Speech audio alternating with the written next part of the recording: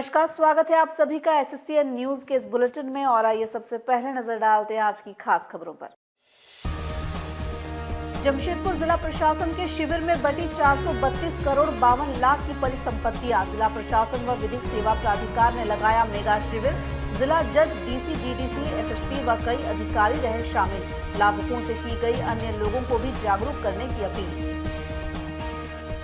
Tatanagar station के second entry gate का हुआ विधिवत उद्घाटन। सांसद विद्युत महतो, विधायक सरयू राय, मंगल कालिंदी रहे मौजूद। समारोह में अव्यवस्था से दुखी लौटे सरयू राय ने दी कड़ी प्रतिक्रिया। सिर्फ सांसद व उनके समर्थकों का ख्याल रखे जाने से दिखे नाराज।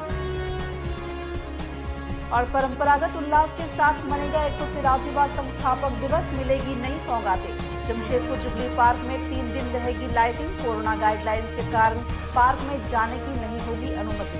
कदमा सोनारी लिंक रोड को बनाया गया है आकर्षक। टाटा स्टील के वीपी चाणक्य चौधरी ने दी जानकारी। आइए बात करते हैं मेगा शिविर में 432 करोड़ 52 लाख की परिसंपत्तियों के हुए वितरण की। जमशेदपुर के रविंद्र भवन में शनिवार को आयोजित मेगा विधिक सेवाएं सह सशक्तिकरण शिविर में जिले के 37,524 लोगों के बीच कुल 432 करोड़ 52 लाख रुपए की परिसंपत्तियां वितरित की गई। जिला विधिक सेवा प्राधिकार व जिला प्रशासन ने संयुक्त रूप से शिविर का आयोजन किया। शनिवार को पूर्वी सिंहभूम जिला प्रशासन एवं जिला विधिक सेवा प्राधिकार के संयुक्त तत्वावधान में मेगा विधिक सेवाएं सह सशक्तिकरण शिविर आयोजित हुआ। साक्षी रविंद्र भवन में आयोजित शिविर का जिले के प्रधान न्यायाधीश अनिल कुमार मिश्रा, उपायुक्त सूरज कुमार व एसएसपी डॉक्टर एम तमिलवनन के साथ कुछ लाभुकों ने दीप प्रज्वलित कर उद्घाटन किया। इनके अतिरिक्त शिविर में वन प्रमंडल पदाधिकारी ममता प्रियदर्शी, डीडीसी प्रदीप प्रसाद, डीआरडीए निदेशक सौरभ सिन्हा, एनईपी निदेशक ज्योत्सना सिंह, प्रदेश बार काउंसिल के वाइस चेयरमैन राजेश शुक्ल के अलावा अन्य पदाधिकारियों ने भी शिरकत की। इस मौके पर सांकेतिक रूप से 100 लोगों के बीच परिसंपत्तियां वितरित की गई, जबकि इस शिविर के माध्यम से कुल 37,524 लोगों के बीच कुल 432 करोड़ 52 लाख रुपए से अधिक की परिसंपत्तियां वितरित की गई। प्रधान जिला एवं सत्र न्यायाधीश अनिल कुमार मिश्रा के अलावा डीडीसी प्रदीप प्रसाद एवं एसएसपी डॉक्टर एम तमिलवनन ने भी शिविर से आम जनता को लाभ की जानकारी देते हुए उपस्थित लोगों से वापस जाकर अन्य लोगों को भी इसकी जानकारी देने की अपील की, ताकि वे भी इसका लाभ ले सके। झारखंड उच्च न्यायालय झांसा के निर्देशानुसार ये मेगा लीगल एम्पावरमेंट कैंप जो है आयोजित किया गया था, जिसमें सरकार से जुड़ी विभिन्न योजनाओं की जानकारी और इसमें जिला के तीनों प्रमुख जो हैं प्रशासन के और बाकी सभी लोग, एग्जीक्यूटिव के मेंबर और पुलिस के, ये सब लोग हम लोग मिलकर के सुदूरवर्ती क्षेत्रों तक इसकी जानकारी इन लोगों के माध्यम से पहुँचे जो आज लाभुक हुए हैं। और ऐसे ही ये कार्यक्रम रेगुलर चलता ही रहेगा, कुछ टाइम इंटरवल पे, ताकि अधिक से अधिक लोग इसमें भाग ले सकें और उनको अधिक से अधिक लोगों को जानकारी और लाभ मिले।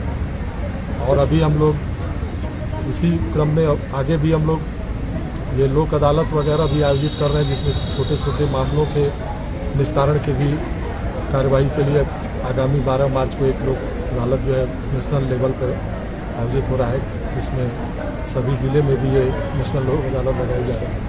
आइए बात करते हैं Tatanagar station second entry gate के उद्घाटन व उसमें अव्यवस्था से सरयू राय की नाराजगी की। लंबे इंतजार के बाद शनिवार को आखिरकार टाटानगर स्टेशन के सेकेंड एंट्री गेट का उद्घाटन हो गया। सांसद विद्युत वरण महतो, विधायक मंगल कालिंदी के साथ डीआरएम विजय कुमार साहू ने विधिवत फीता काटकर बरौ माइंस की ओर से टाटानगर स्टेशन के सेकेंड एंट्री गेट का उद्घाटन किया। टाटानगर स्टेशन में सेकेंड एंट्री गेट बन जाने से जमशेदपुर वासियों को, खासकर सांकची, टेल्को, बर्मा माइंस और गोलमुरी से आने वाले यात्रियों को काफी सुविधा होगी। बता दें कि लंबे समय से सेकेंड एंट्री गेट की मांग हो रही थी। शनिवार को सांसद विद्युत वरण महतो के साथ विधायक मंगल कालिंदी, डीआरएम विजय साहू ने संयुक्त रूप से फीता काटकर सेकेंड एंट्री गेट का उद्घाटन किया। उद्घाटन समारोह में जमशेदपुर पूर्व के विधायक Saryu Rai, Singhbhum chamber of commerce and industries के अध्यक्ष विजय आनंद मुनका समेत अनेक गणमान्य लोग मौजूद रहे। इस दौरान अतिथियों को शॉल उड़ाकर सम्मानित भी किया गया।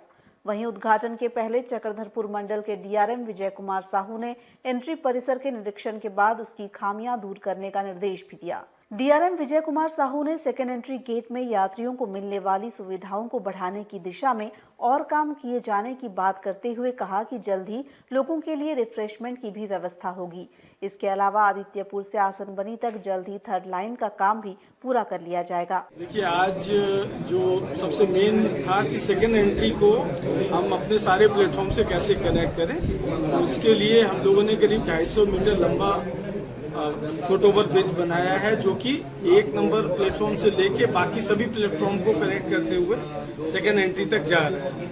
आज ये पूरा प्रोजेक्ट करीब 4.2 करोड़ की लागत से पूरा हुआ है और सेकेंड एंट्री साइड में अभी हम लोगों ने 2 टिकट विंडो चालू किया है। बाकी वहाँ पर मैं चाहूँगा कि रिजर्वेशन के लिए भी 1-2 काउंटर हम चालू करेंगे और कुछ एरिया अभी जहाँ पर जो मेन हॉल है उसमें हम वेटिंग हॉल एरिया के रूप में डेवलप करेंगे और उसके फर्स्ट फ्लोर पे finally proper waiting hall area develop किया जाएगा। पार्किंग के लिए भी थोड़ा सा हम लोगों ने जो भी हमारे पास एरिया उस साइड में है उसको कंक्रीटिंग करके व्हीकल पार्किंग में डेवलप किया। और क्या कुछ विशेष सर नई सौगात जो है? बाकी तो मैं ये कहूँगा कि जमशेदपुर हमारा ऑलरेडी प्रायोरिटी एरिया में है और अभी जो मेजर यहाँ पर अचीवमेंट होगा वो हमारा जो आदित्यपुर से टाटा नगर को कनेक्ट करते हुए थर्ड लाइन आसनबनी और खड़गपुर तक कनेक्ट हो रही है, उसका कार्य प्रगति पर है। इस एरिया के लिए उससे भी हमारी जो ट्रेनों का थोड़ा बहुत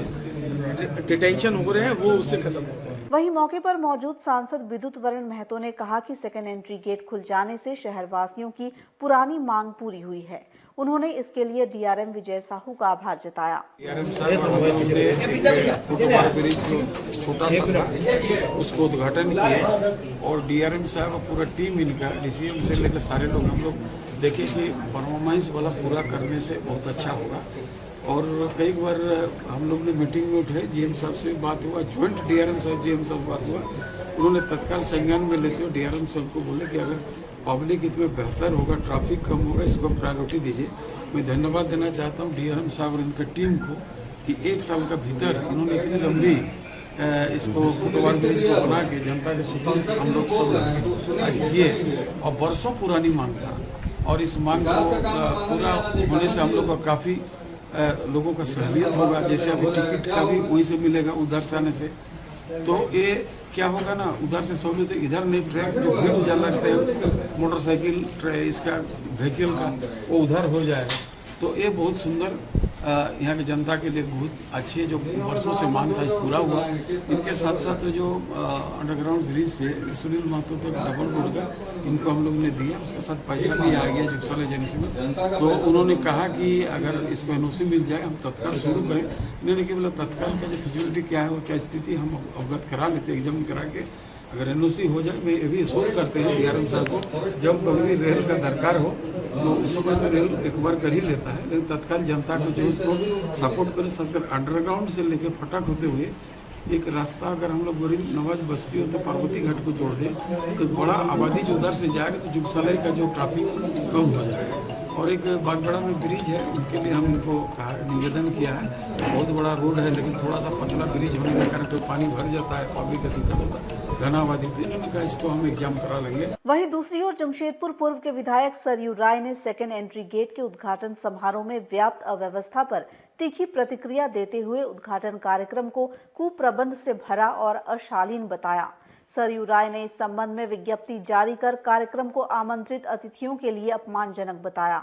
उन्होंने कहा है कि सेकेंड एंट्री गेट के उद्घाटन में उनके साथ विधायक मंगल कालिंदी को भी लिखित आमंत्रण देकर बुलाया गया था, लेकिन वहां की व्यवस्था से लगा कि रेल अधिकारियों को सिर्फ सांसद की ही चिंता है, विधायकों का उनकी नजर में कोई महत्व ही नहीं है और स्थानीय विधायकों को सिर्फ औपचारिकता निर्वाह के लिए बुलाया गया था।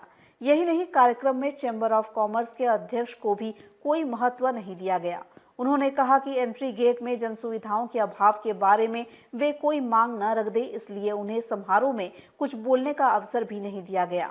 यहाँ तक कि उनके उद्घाटन स्थल तक जाने के लिए भी कोई व्यवस्था नहीं की गई। रेल अधिकारियों को सिर्फ सांसद व उनके कार्यकर्ताओं को उद्घाटन स्थल तक पहुंचाने की ही चिंता थी, शायद इसलिए कि पूरे कोल्हान में सांसद ही केंद्र में सत्तारूढ़ दल के एकमात्र प्रतिनिधि हैं। उन्होंने कहा कि ये दूसरा मौका था जब उन्हें लगा कि यदि जमशेदपुर में सांसद महोदय के साथ किसी संयुक्त सार्वजनिक कार्यक्रम में जाना हो तो अपने साथ कार्यकर्ताओं का बड़ा समूह लेकर जाना होगा, ताकि वे भी वहां समानांतर गला फाड़ नारे लगा सके और लोगों को धकियाकर अपने लिए आगे जाने का रास्ता बना सके। उन्होंने कहा कि रेलवे के कार्यक्रम में ऐसा भेड़िया धसान उत्पन्न होने का अंदेशा उन्हें नहीं था और न ही उन्हें ये उम्मीद थी कि रेल अधिकारियों ने उन्हें सिर्फ औपचारिकता के लिए बुलाया है। उन्होंने उम्मीद जताई है कि रेल अधिकारी आगे से किसी को अपने कार्यक्रम में अतिथि के रूप में बुलाकर उसके लिए ऐसी अपमानजनक स्थिति उत्पन्न नहीं करेंगे। आइए बात करते हैं टाटा स्टील द्वारा संस्थापक दिवस को लेकर की जा रही तैयारियों की। संस्थापक दिवस 3 मार्च के अवसर पर टाटा स्टील एवं टाटा स्टील UISL की ओर से इस वर्ष भी जमशेदपुर वासियों को कई उपहार दिए जाएंगे। इस अवसर पर परंपरागत रूप से नगर में व्यापक विद्युत सज्जा एवं अन्य समारोहों के जरिए स्वर्गीय JN टाटा को श्रद्धांजलि भी दी जाएगी। बताते चले कि 3 मार्च यानी संस्थापक दिवस टाटा स्टील ही नहीं पूरे जमशेदपुर एवं इसके निवासियों के लिए विशिष्ट अवसर होता है, जिसे कंपनी के साथ ही पूरे शहर के लोग सामूहिक त्योहार के रूप में मनाते हैं। टाटा स्टील सहित टाटा घराने की कंपनियों द्वारा इस अवसर पर नगर की व्यापक साज सज्जा तो की ही जाती है, अन्य संस्थानों में भी स्वर्गीय JN टाटा की जयंती उसी श्रद्धा के साथ मनाई जाती है। टाटा स्टील एवं TSUISL हर वर्ष की भांति इस वर्ष भी इस अवसर पर शहरवासियों के लिए कई नए उपहार देने जा रहे हैं, जिनमें नए रूप में तैयार कदमा सोनारी लिंक रोड सहित शहर के विभिन्न इलाकों में नवनिर्मित पार्क एवं अन्य सुविधाएं शामिल हैं। टाटा स्टील कॉरपोरेट सर्विसेज के ग्रुप निदेशक चाणक्य चौधरी व टाटा स्टील UISIL के MD तरुण डागा ने शनिवार को इस संबंध में आयोजित प्रेस कॉन्फ्रेंस में जानकारी दी। दोनों पदाधिकारियों ने इस वर्ष संस्थापक दिवस को लेकर की जा रही तैयारियों की जानकारी देते हुए बताया कि हर वर्ष की भांति इस वर्ष भी जुबली पार्क सहित शहर के विभिन्न महत्वपूर्ण चौक चौराहों पर आकर्षक लाइटिंग के साथ ही शहर के 1 दर्जन से अधिक स्मारक भवनों को भी रंग बिरंगी बत्तियों से सजाया जा रहा है। उन्होंने बताया कि आगामी 3 मार्च को संस्थापक स्वर्गीय JN टाटा को श्रद्धांजलि अर्पित करने के लिए इस वर्ष भी परंपरागत समारोह आयोजित होंगे, जिनके लिए नगर की यातायात व्यवस्था में किंचित अस्थायी बदलाव भी किए जाएंगे। उन्होंने इसे सिर्फ संस्थापक दिवस समारोह के बदले पूरे जमशेदपुर का समारोह बताते हुए उस दिन आयोजित होने वाले समारोहों एवं उसके लिए चल रही तैयारियों की जानकारी भी दी। 3 मार्च की 2022 फाउंडर्स डे स्थापना दिवस के लिए हमने एक थीम जो डिसाइड की है वो है life at Tata steel, make the tomorrow you deserve. क्योंकि हम सब समझते हैं कि हमको एक इस दुनिया में जब हम आए तो हमें कुछ मिला और जब हम जाएं तो कुछ अच्छा छोड़ के जाएं। तो इसीलिए हम सबका ये एक प्रयास है कि जो भी जमशेदपुर में अच्छा है उसको बेहतर बनाया जाए। उसी के लिए ये थीम को डिसाइड किया गया है। और जैसे आप देख ही रहे हैं दैट एवरी ईयर हम लोग जिसको टाटा स्टील मिल के शहर की बढ़ोतरी के लिए, बेहतर बनाने के लिए, सुविधाएं देने के लिए बहुत सा काम हर सीक्वेंस में होता है, चाहे वो रोड पे हो, चाहे लाइटिंग में हो, चाहे वाटर में हो, चाहे प्लांटेशन में हो, पार्क्स में हो, वॉकिंग ट्रैक्स हो, साइकिल ट्रैक्स हो, सॉलिड वेस्ट मैनेजमेंट है, गार्बेज कलेक्शन है, और इन सब का काम कंटिन्यूस चल रहा है। और इनमें कुछ कुछ काम ऐसे हैं जो कि आपको और मुझे सबको इम्पैक्ट करते हैं। यही काम लेकर हम आगे बढ़ रहे हैं। सोलर ट्री के बारे में तरुण का जो एक नया काम हमारा एक्चुअली ये हम लोग 2 साल से प्लान कर रहे हैं। जो कदमा सोनारी लिंक है, हम देखते हैं कि अगर जुबली पार्क के बाद कोई अगर यहाँ पे एक बहुत ही फेवरेट स्पॉट है नदर्न टाउन में तो वो कदमा सोनारी लिंक रोड है। और सुबह हो, दोपहर हो, शाम हो, वहाँ काफ़ी लोग वॉक पे जाते हैं, लोग गप मारने जाते हैं, लोग अपना फ्रेंड से मिलने जाते हैं। मैंने बच्चा लोग को देखा है वहाँ घूमते हुए। तो हमारा ये था कि ये इसको एंड टू एंड ऐसे बनाया जाए जिसमें कि हर टाइप की सुविधा रहे और हर टाइप के एज के लोग वहाँ आ सकें। भ्रमण के लिए आएंगे लोग, घूमने के लिए जिसको हम कहते हैं, एक्सरसाइज करने के लिए आएंगे, या वैसे ही सुबह सैर करने के लिए आएंगे। और इसीलिए उस रोड में हम लोगों ने साइकिल ट्रैक बनाया। दोनों तरफ की रोड्स हैं उनको थोड़ा वाइड किया गया है। पहले 3.5 मीटर थी, वो 5.5 मीटर की गई है। फुटपाथ दोनों तरफ में बने हैं। एक नया ओपन जिम बेसल पार्क में बनाया गया है और बहुत अच्छा वो जिम बना है। और मेरी सबसे रिक्वेस्ट रहेगी कि वो लोग अच्छे से यूटिलाइज करें, उसको यूज़ करें और मिसयूज़ ना करें। एक रिक्वेस्ट आई थी कुछ दिन पहले टॉयलेट्स के लिए, तो 2 टॉयलेट्स बनाए गए हैं, उसके लिए भी पार्किंग स्पॉट्स रखे हैं। और ये सब किया गया है इसीलिए कि लोग उसको अच्छे से यूज़ करते हैं, उसको हम लोगों ने बेटर बनाने की। वो ऐसा है कि आपने बिल्कुल सही कहा कि ये एक हम कहते हैं टाटा स्टील का फाउंडर्स डे है, लेकिन ये जमशेदपुर सिटी फेस्टिवल है। और जमशेदपुर सिटी फेस्टिवल में हम लोग सोचते हैं कि नई नई चीज़ें कैसे करें जिससे कि जो लोग बाहर से भी आते हैं, हम जानते हैं लोग बंगाल से आते थे, पहले उड़ीसा से आते थे, लेकिन अभी थोड़ा पेंडेमिक के कारण सिर्फ झारखंड के ही लोग आ रहे हैं। लेकिन अच्छी चीज़ ये हुई है कि पहले सिर्फ जुबली पार्क तक ही सीमित था, लेकिन अब सही मायने में सिटी फेस्टिवल है, क्योंकि यहाँ पे जितनी अच्छी पुरानी बिल्डिंग्स हैं, न्यू बिल्डिंग्स हैं, जो यहाँ की नॉन बिल्डिंग्स हैं, उनकी सबकी लाइटिंग इल्यूमिनेशन हो रही है। जैसे बताया गया प्रेजेंटेशन में, शायद 13 बिल्डिंग्स इल्यूमिनेट हो रही है। राउंड अबाउट्स जो हमारे शहर के लिए एक बहुत अच्छा एक पॉइंट है, बिकॉज आप किसी भी छोटे मिड से सेगमेंट सिटी में जाएंगे तो रेड लाइट ज़्यादा होती हैं, यहाँ राउंड अबाउट्स हैं, उनको एलिमिनेट किया गया है। तो आप जो बोल रहे थे कि जो लोग आते हैं बाहर से, उनके लिए कुछ अगर छुट्टी से उनको वेज मिलता है किसी तरीके से, क्योंकि खाना पीना होगा, वो रहेगा फिर भी, क्योंकि लोग आएंगे, बिल्डिंग्स को देखेंगे, इसको इल्यूमिनेशंस को देखेंगे। It is going to be there for the city as such, or it is not only limited to Jubilee Park, so it will be across the city. ऐसा है कि हम तो चाहेंगे वो आए, इसीलिए हम इनविटेशन भेजते हैं डॉक्टर मिस्टर रतन टाटा को, मिस्टर चंद्रशेखरन को। उनका कंफर्मेशन जब होगा तो हम ज़रूर आप लोगों से शेयर करेंगे। तो वो नॉर्मल जो हमारा फाउंडर्स स्टैचू के सामने होमेज रहता है, सब डिविजन्स पार्टिसिपेट करते हैं, वो सब रहेगा। हमारा एक इंटरनल एग्जीबिशन होता है जब सारे डिपार्टमेंट शोकेस करते हैं जो जो अच्छा काम किए हैं, वो सब रहेगा। जो जुबली पार्क में लाइटिंग करते हैं हम लोग, उसको एनर्जी न्यूट्रल करने की कोशिश करी है। वो इस तरीके से हो रही है कि 4 सोलर ट्रीज हम लोग इंस्टॉल कर रहे हैं। सोलर ट्री का मतलब हुआ एक पोल रहेगी और उससे कुछ शाखाएं निकली रहेंगी और उन शाखाओं पर सोलर पैनल्स इंस्टॉल्ड रहेंगे। तो और यह लोकेशन है फाउंटेन्स के एंड में और रोज गार्डन्स के पहले, वहाँ पर ये इंस्टॉल्ड रहेंगी। और पूरे साल जितनी भी इलेक्ट्रिसिटी इन सोलर पैनल से जनरेट होगी और वो जो ग्रिड में फीड होगी, इससे इस लाइटिंग फंक्शन जो 3 दिन की लाइटिंग होगी, वो फंक्शन एनर्जी न्यूट्रल हो जाएगा। और अब बात करते हैं डॉक्टर अजय कुमार द्वारा भाषा विवाद का ठीकरा भाजपा के सिर फोड़े जाने की। पूर्व सांसद सह कांग्रेस नेता डॉक्टर अजय कुमार ने राज्य में क्षेत्रीय भाषाओं को लेकर शुरू विवाद का ठीकरा भाजपा के माथे पर फोड़ा है। डॉक्टर अजय ने कहा कि सर्वाधिक समय तक सत्तारूढ़ भाजपा ने किसी क्षेत्रीय भाषा का एक भी शिक्षक बहाल नहीं किया और अब वही इसे लेकर आग लगा रही है। पूर्व सांसद डॉक्टर अजय कुमार ने शनिवार को प्रेस कॉन्फ्रेंस कर भाषा विवाद में भाजपा नेताओं पर एक्टिंग का आरोप लगाते हुए उनकी आलोचना की। उन्होंने कहा कि भाषा विवाद के नाम पर भाजपाई लोगों को दिग्भ्रमित कर आग लगाने की कोशिश कर रहे हैं, लेकिन अब तक सत्ता में रहते हुए भाजपा ने क्षेत्रीय भाषा के विकास के लिए कुछ भी नहीं किया।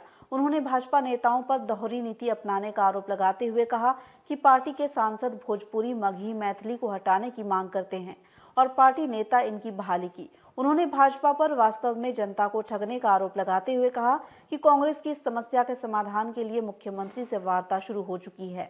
डॉक्टर अजय ने इस समस्या के समाधान के लिए अपनी ओर से कई सुझाव भी दिए। भाषा का विषय पर है, हम जब रघुवर दास जी और दीपक प्रकाश जी और भारतीय जनता पार्टी के नेतागण के भाषण सुन के जो है उनके एक्टिंग देख करके जो है मैं काफी प्रभावित हुआ हूँ, क्योंकि पिछले 22 साल में से 18 साल से ऊपर भारतीय जनता पार्टी की सरकार रही है। इन्होंने एक स्कूल, एक टीचर किसी भी क्षेत्रीय भाषा के लिए बहाली नहीं की, एक टीचर भी नहीं। मगी, भोजपुरी, संताली, मुंडारी हो, छोटा नागपुरी, खुर्ता, खड़िया, अंगिका, किसी के लिए भी नहीं किया, बंगाली, ओडिया। लेकिन अचानक आग फैला रहे हैं। तो एक तो रघुवर दास जी जो है उनको फिल्म फेयर अवार्ड दे देना चाहिए एक्टिंग के लिए, क्योंकि 2005 15 से 19 तक इन्होंने एक भी जो है स्कूल या टीचर की बहाली नहीं की क्षेत्रीय भाषा में। दूसरा, विद्युत बरन मातो जी ने, जो जमशेदपुर के मैथिल बोलने वाले, अंगिका भाषा बोलने वाले, भोजपुरी भाषा बोलने वाले लोग दिल खोल करके वोट दिया भाजपा को। उनके सांसद लिख रहे हैं कि इस भाषा को हटा दिया जाए। तो मैंने कहा इतना मत दिल खोलिए, कम से कम अपना जो कैंडिडेट होता है पार्टी का, देख लीजिए ना कि कितना बड़ा धोखा कर रहा है। तीसरी बात, जितने भी भाषाएं, अंगिका हो, भोजपुरी हो, जितनी भी हो, उसकी लिपि हिंदी है। तो हमारा सिर्फ सरकार से और मुझे कांग्रेस पार्टी के वरिष्ठ नेतागण, सीएम से भी बातचीत शुरू हो गई है कि हिंदी को शामिल कर लें, क्योंकि प्रदेश लेवल में तो हिंदी है। हिंदी को शामिल करना तो सभी क्षेत्रीय भाषा का ध्यान हो जाएगा, नागपुरी का हो जाएगा, खुर्ता का हो जाएगा, मगी का हो जाएगा, भोजपुरी, क्योंकि लिपि हिंदी है। दूसरा, संताली हो, आदिवासी, जितने भी क्षेत्रीय भाषा, बंगाली हो रही है, संताली हो, मुंडारी, खड़िया, सबको जो है ना, सबका उत्थान के लिए, ये सब क्षेत्रीय भाषा के लिए आप टीचर का बहाली कीजिए। जितने भी क्षेत्रीय भाषा,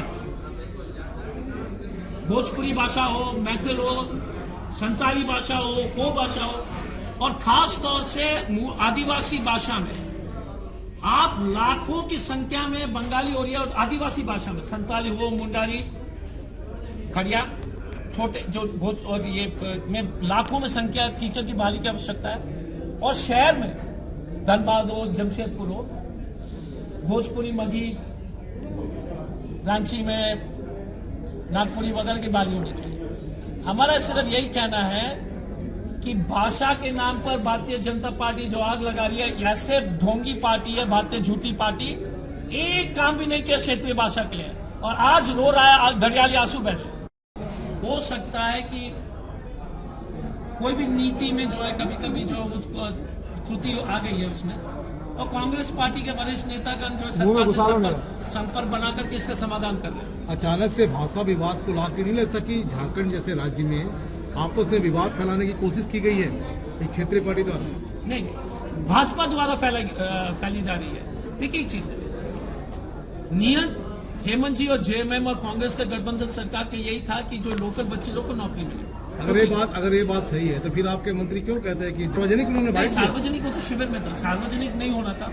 वो अंदर बहुत सारी बातें होती है सरकार में, जो है जैसे मान लीजिए हम अपने कुछ बातें आपसे कॉन्फ्रेंस में कहते हैं, हम अपने बात रखते हैं, आप उसका जो है उसमें जवाब देते हो, तो उसके बाद जो हम एक नतीजा पर पहुंचते हैं। तो मुझे नहीं लगता है कि उसमें ज्यादा इतनी जो है, क्योंकि सरकार और कांग्रेस और जेएमएम का जो है एक ही राय है कि यहाँ के लोकल बच्चे को मौका मिले, लेकिन हिंदी को वंचित करने से आदिवासी बच्चे को भी नुकसान होगा, क्योंकि अधिकांश आदिवासी बच्चे और अनुसूचित जाति बच्चे और मुसलमान बच्चे भी हिंदी में पढ़ रहे हैं। मैंने आपको दे दिया, तो इसलिए जल्द से जल्द इसका समाधान कर ले। लेकिन बीजेपी 18 साल से आपको ठगा है, भारतीय झूठी पार्टी के जो बेनकाब करके जो इनका जो असली रूप दिखाई है जनता। कहा जा रहा है कि क्षेत्रीय पार्टी जो है कांग्रेस को झारखंड से खत्म करने की बात, कुछ सरकार खतरे में तो नहीं है ना? अरे भाई साहब, मैं आज देश के भविष्य के बाद, प्रदेश के भविष्य के बारे में बोल रहा हूँ। क्या लगता है कि आप जिस तरह से सरकार वरकार ऊपर नीचे छोटी सी, एक मिनट, क्या बात, नाराजगी, मतभेद बीच बीच में होते रहते हैं। बीजेपी में भी है, बीजेपी का सुनाओ जितने लेता है, तो ये तो परिवार में होता है। जब पॉलिटिक्स है, परिवार है, आदमी है, तो मतभेद होते ही रहते हैं। और अब बात करते हैं जुगसलाई में क्लाइमेट चेंज एंड सस्टेनेबिलिटी पर आयोजित सेमिनार की। जुगसलाई नगर परिषद क्षेत्र अंतर्गत राजकीय जुगसलाई कन्या उच्च विद्यालय परिसर में climate change and sustainability theme पर सेमिनार आयोजित हुआ। इसमें मौसम परिवर्तन के कारकों एवं उसमें मानव की भूमिका पर विस्तार से चर्चा हुई। पूरा विश्व प्राकृतिक आपदाओं जैसे सूखा, बाढ़, अम्ल वर्षा, ग्लोबल वार्मिंग से जूझ रहा है। इसका एकमात्र कारण मानव द्वारा उत्पन्न प्रदूषण व संसाधनों का अतिदोहन है। कार्यक्रम में सिंगल यूज प्लास्टिक की जगह कपड़े, जूट या कागज के थैलों को बढ़ावा देने के लिए प्रेरित किया गया। थर्मोकोल व प्लास्टिक से बनी थाली या प्लेट में भोजन करने से कैंसर व ऐसे ही असाध्य बीमारियां होने की प्रबल आशंका की जानकारी देते हुए इनके स्थान पर पत्तों से निर्मित पत्तल या प्लेटों के उपयोग की सलाह दी गई। सार्वजनिक स्थलों यथा पार्क, प्लेग्राउंड, पिकनिक स्पॉट, चौक चौराहों पर थर्मोकॉल प्लास्टिक का उपयोग नहीं करने से होने वाले लाभ की भी जानकारी दी गई। इसके अलावा लोगों को गीले व सूखे कचरों, घरेलू व खतरनाक सैनिटरी वेस्ट, ई वेस्ट एवं कंस्ट्रक्शन एंड डेमोलिशन वेस्ट को अलग अलग संग्रहित करने, कूड़े को किसी भी दशा में नदी, नाले, सड़क या खुले स्थान में नहीं फेंकने या जलाने व पर्यावरण संरक्षण व संतुलन के लिए अधिक से अधिक पेड़ पौधे लगाने की अपील की गई। सेमिनार में जल, वायु व मृदा प्रदूषण के साथ ही ध्वनि प्रदूषण के कारकों व उनकी रोकथाम की भी विस्तार से जानकारी दी गई। मौके पर जुगसलाई के नगर प्रबंधक राजेंद्र कुमार, लोकेश कुमार सिंह, पर्यवेक्षक शहेंद्र सिंह, मोहम्मद हसीन खान, राजू मुखी, विद्यालय के शिक्षक व शिक्षिकाएं तथा छात्राएं मौजूद रहे। आइए बात करते हैं जागृति मैदान में नगर निगम कार्यालय निर्माण को लेकर चल रहे विरोध की। आदित्यपुर नगर निगम क्षेत्र स्थित जागृति मैदान में नगर निगम के प्रस्तावित प्रशासनिक भवन के निर्माण का नगर परिषद के पूर्व उपाध्यक्ष पुरेंद्र नारायण सिंह व स्थानीय पार्षद विरोध कर रहे हैं। वहीं भाजपा नेता शैलेंद्र सिंह ने इस मामले में सही जगह पर सही तरीके से विरोध जताने की बात करते हुए कहा कि कुछ लोग विरोध प्रदर्शन कर जनता को मूर्ख बनाने का प्रयास कर रहे हैं। आदित्यपुर वार्ड संख्या 30 स्थित जागृति मैदान में नगर निगम कार्यालय बनाने का विरोध जारी है। प्रदेश भाजपा के पूर्व सचिव सह सिमडेगा जिला के प्रभारी शैलेंद्र सिंह ने नगर परिषद के पूर्व उपाध्यक्ष पुरेंद्र नारायण सिंह तथा स्थानीय पार्षदों द्वारा इसके किए जा रहे विरोध के तरीके पर कहा कि विरोध करने वाले लोग सरकार में शामिल है और सरकार के निर्णय का विरोध आदित्यपुर में कर आदित्यपुर की जनता को मूर्ख बना रहे हैं। उन्हें अगर विरोध करना है तो रांची जाकर अपने सरकार का विरोध करे।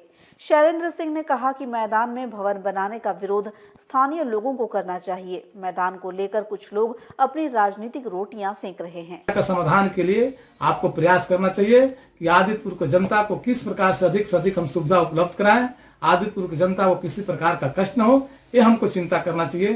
परंतु आज जिस प्रकार से आदित्यपुर में मैं देख रहा हूँ एक सप्ताह से कि यहाँ मैदान होना चाहिए तो बिल्डिंग नहीं बनना चाहिए, तो बिल्डिंग बनना चाहिए तो मैदान नहीं रहना चाहिए, ये सब नहीं होना चाहिए। आपकी सरकार है, आप सरकार में बैठे हुए हैं, आपके समर्थन से सरकार चल रही है, आपको सरकार से बात करना चाहिए। परंतु अगर सरकार कोई निर्णय कर दिया है तो फिर आप ही की सरकार निर्णय की है, तो आप अपने सरकार के खिलाफ जाकर रांची में धरना दीजिए, रांची में प्रदर्शन कीजिए। ये चौक चौराहे आदित्यपुर में प्रदर्शन करने से नहीं होगा। आप पब्लिक को मूर्ख बनाना बंद कीजिए। मेरा यही आग्रह निवेदन आप लोग से आपके सोच से क्या? मेरे सोच में तो मैदान तो था, मैदान तो सब इंक्लोज हो गया है। मैंने कभी किसी लड़का को खेलने को नहीं देखता हूँ। मैदान तो मेरे घर के सामने छोटा मैदान है, शाम को डेली बैडमिंटन खेलता है, डेली वॉलीबॉल बच्चा खेलता है, डेली LIG मैदान है, सामने में LIG मैदान है। वहां की जनता रोड पर नहीं आ रही है। अगर कोई विरोध है तो जनता को रोड पर आना चाहिए ना, जहाँ के वहां के नौजवानों को रोड पर आना चाहिए। मैं तो नौजवान को देख नहीं रहा हूँ, केवल 5 नेता को देख रहा हूँ। इसका मतलब कहीं ना कहीं दाल में काला है और केवल राजनीतिक रोटी सेकी जा रही है और अपने छवि बनाने के लिए आम जनता को मूर्ख बनाने का काम मत कीजिए। वहीं इस मुद्दे पर नगर निगम के पूर्व उपाध्यक्ष पुरेंद्र नारायण सिंह ने प्रतिक्रिया देते हुए कहा कि जनहित के मुद्दे को राजनीतिक चश्मे से नहीं देखना चाहिए। खेल का मैदान सभी लोगों के लिए अति आवश्यक है। वहीं सरकार में शामिल होने के बावजूद विरोध करने के मुद्दे पर उन्होंने कहा कि सरकार सबकी है, नगर निगम भी तीसरी सरकार है जिससे जनता मांग कर रही है। जागृति मैदान बचाना है और बाकी भी खेल के जो मैदान है आदित्यपुर नगर निगम के अंदर उनको बचाना है और उनका विकास करवाना है। सरकार से हम लोग की 2 मांग है कि जागृति मैदान को भी बचाया जाए और आदित्यपुर में बाकी भी जो मैदान है उनको भी बचाया जाए और उनको विकसित किया जाए, माने खेल मैदान के रूप में। तो हम लोग डाइवर्ट होने वाले नहीं है। जनता की भावना के अनुरूप हम लोग काम कर रहे हैं। पूरा जनमानस इस मुद्दे में हम लोग के साथ है। विषय काफ़ी गंभीर है। इसको किसी भी आदमी को पॉलिटिकल चश्मे से नहीं देखना चाहिए। कोई चीज़ पॉलिटिकल चीज़ों से बाहर होता है, ऊपर होता है। जैसे खेल का मैदान, बच्चे हमारे आपके बच्चे कल सवाल पूछेंगे कि अपने अपने अभिभावकों से कि कल जब खेल का मैदान धीरे धीरे समाप्त हो रहा था तो आप लोग क्या कर रहे थे। सबकी है सरकार जो होती है ना, वो सबकी होती है। आप समर्थन हम लोग किसी पार्टी के हो सकते हैं, लेकिन सरकार जो है आम जनता की है, ठीक है ना। इस पर सरकार पर सबका अधिकार है और हम लोग जो डिमांड कर रहे हैं वो सरकार से कर रहे हैं ना, किसी व्यक्ति से थोड़ा कर रहे हैं। नगर निगम भी सरकार है, तीसरी सरकार है, राज्य सरकार, हम लोग तो सरकार से मांग कर रहे हैं।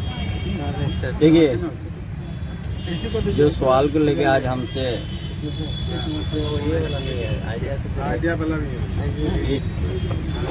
हमारा साथीगण जागृति मैदान के बारे में एक ज्ञापन दिया और इस ज्ञापन निश्चित रूप से ये सरकार, हेमंत सोरेन सरकार जनहित में सही निर्णय लेगी।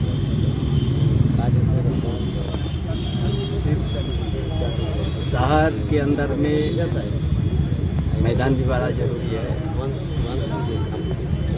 और जनता की आशा आकांक्षा को भी सम्मान करना।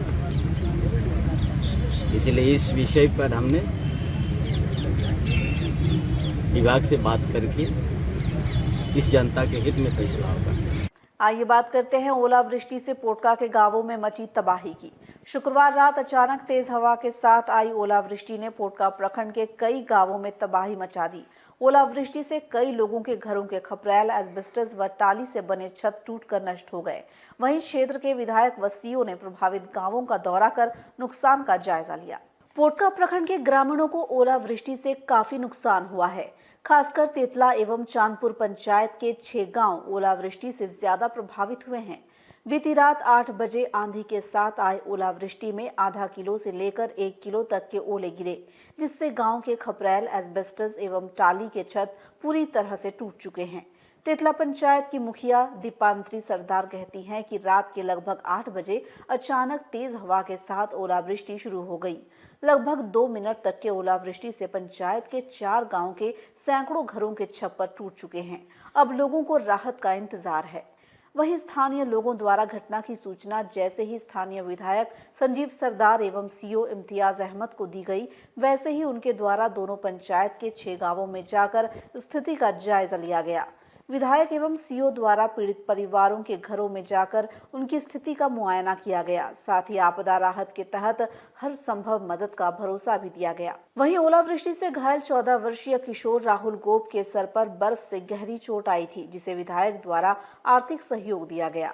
मौके पर झामुमो प्रखंड अध्यक्ष सुधीर सोरेन, पोटका अंचल अधिकारी इम्तियाज अहमद, पूर्व जिला परिषद करुणामय मंडल, पंचायत की मुखिया दीपांतरी सरदार, प्रधान श्याम चरण सरदार के साथ ही काफी संख्या में ग्रामीण उपस्थित रहे। 8 बजे तक এই লগভগর ভিতরে মানে ফুল পড়েছে, এই সাইজের ফুল নাই, মোটামুটি 700 750 গ্রাম। এইটা আমাদের এই তেঁতলা এই যে মেন জায়গাটা মানে পুরাই একদম পুরা ক্ষতি হয়ে গেছে। বহুত ঘর মানে আমাদের এই যে তেঁতলা মেন তেঁতলাটা, ওই তেঁতলার মানে যতগুলো ঘর আছে 60টা ঘর আছে, 60টা ঘরের মধ্যে মানে একটাও কোনো বাদ নাই। তারপরে টালি মানে এসবেস্টার সব মানে ছেঁচড়া হয়ে গেল, এত বড় বড় পড়ল। হুল বর্ষা নাই, খালি হুলটাই করলেও पूरा हटके 50 टके। और आज के इस बुलेटिन में फिलहाल इतना ही। हम फिर हाजिर होंगे कुछ और नई ताज़ा खबरों के साथ। अब तक के लिए एसएससीएन न्यूज़ की पूरी टीम की ओर से मुझे दीजिए इजाजत। नमस्कार।